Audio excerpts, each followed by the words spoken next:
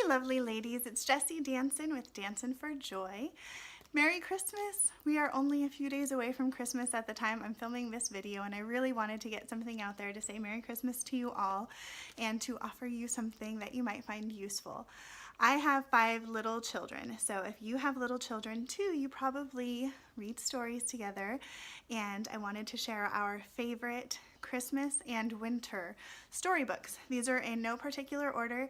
I'm just going to dive in, and as you can tell behind me, my tree's not in pristine shape. Nothing really is ideal at the moment, but I've been waiting for the ideal and haven't filmed a video for like a month, so I'm not taking time to fix the tree in case somebody wakes up while I'm doing it. It's nap time right now, so I'm just gonna do this, and I thank you for your graciousness with all the imperfections. The first one on the top of my stack is Who is Coming to Our House? And this is by Joseph Slate and Ashley Wolf. We just have the little board book version, but the illustrations are charming, and it's basically the animals asking who is coming to our house and making preparations. And at the end, it's Mary and Joseph and baby Jesus that are their special guests. So that's a very cute book. Another board book we have is The Little Drummer Boy, and the reason I love this one is because it helped introduce the song of the Little Drummer Boy to our children, and they love when we sing it as we read it. And the illustrations in this one are very beautiful, completely different style from some of the other books we have, and of course it has the song at the end in like sheet music form. This one's actually a Thanksgiving book, but we do read it during the holiday time, and again it's a poem or even a song. I will sing this one when I read it to the girls sometimes too. Over the River and Through the Woods. I didn't say the author on the last one, Ezra Jack Keats. This one is, the poem is by Lydia Maria Child, and the woodcut illustrations are Christopher Manson, but so classic, like very Americana. I love this. And so this helped introduce that poem to our children as well. If you like the Pokey Little Puppy, you will probably like the Pokey Little Puppy's First Christmas. And we actually had it reversed. We got this book as a Christmas gift from a grandmother before we ever even read the Pokey Little Puppy. So my girls love this one, and it's just a sweet story about how Pokey makes a new friend, the skunk, and how he selflessly gives of himself for his new friend, and he is blessed in return. This one was recommended to me a couple of years ago, and I can't remember where. I can't remember if it was a YouTuber or a blogger, but I'm so thankful for that recommendation because this is one of my absolute favorite Christmas books to read to my children.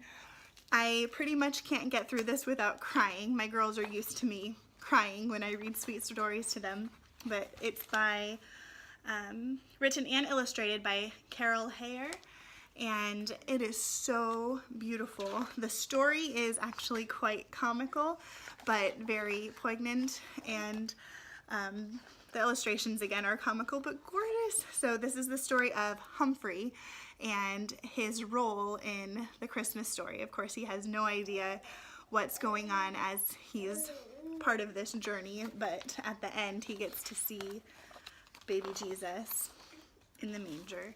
So this is a very sweet one. And then I love O. Henry's The Gift of the Magi. This is a retelling of the story. I believe in the original story, Jim and Della are husband and wife. This makes them brother and sister, so perhaps more relatable to children. But even though I like the original version of the story the best, this storybook version has such beautiful illustrations. So I love reading this one to my girls. Della's hair in this is just gorgeous. So it's a really sweet story about, if you're not familiar with The Gift of the Magi, Della and Jim each sacrifice their most prized possession to buy a gift for each other with a very surprise ending. I don't want to spoil it for you, but I love this story. This is another one that makes me cry every time, The Three Trees, and it's not necessarily a Christmas story, but it's about these trees who each have grand aspirations of what they want to be in their life, and none of them end up the way they thought they would, and yet each ends up in a far more important role than they could have ever imagined. And one of them ends up as the manger. So that's why I tend to put it with our Christmas books. But this one's gorgeous, and again, such a precious story and makes me cry every time. So does this one. My mom got this book, not this exact copy, but this book for my brother and me when we were little. She would cry when she read it to me too. But the small one by Alex Walsh, it's about this little donkey called Small One, and he ends up in this story being the donkey that Mary rides to Bethlehem. And it is so sweet, just the love that this boy has for his donkey, and he's trying to find a new home for it because he has to, and I don't want to tell you the whole story, but it's very, very sweet. And then this one I remember reading as a child. I would check it out of our school's library when I was very young, like 2nd and 3rd grade. And the Polar Express, who's the author? It's not on the front here. Written and illustrated by Chris Van Allsburg. And most of you are probably familiar with this classic story. And so my children enjoy it as well. And it's just a really fun, imaginative story about this boy who gets to ride the Polar Express train on Christmas Eve.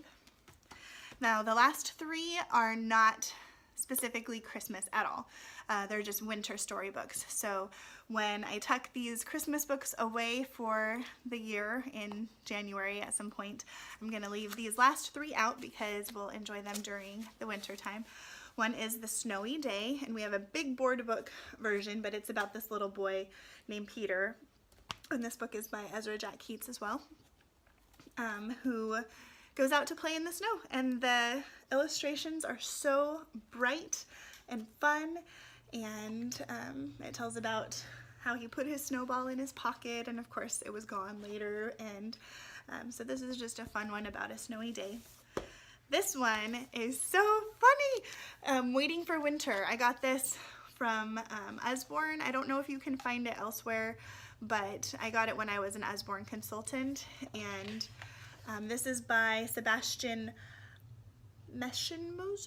That's my best guess on his last name. But it's about this little squirrel that wants to see snow. He's never seen snow before, so he decides to stay awake during wintertime.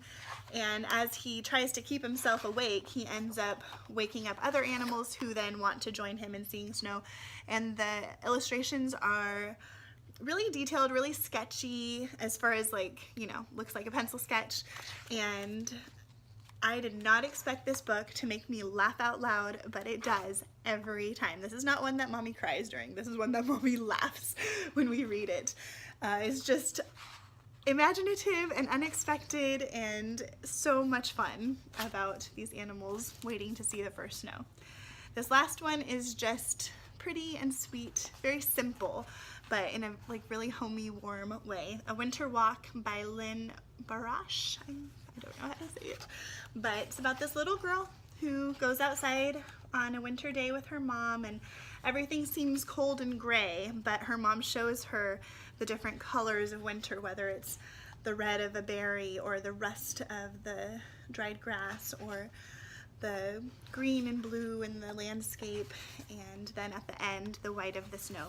But in our copy of the book, the pages are nice and thick and the watercolors are just really beautiful, and so this is one that I enjoy reading with our children over the winter time. So if any of those were new to you, I hope you'll have an opportunity to check them out. If I'm able to, I will link some of the books in the description box below, and in the comments I would love if you'd share your favorite Christmas and winter storybooks so that I can check them out as well.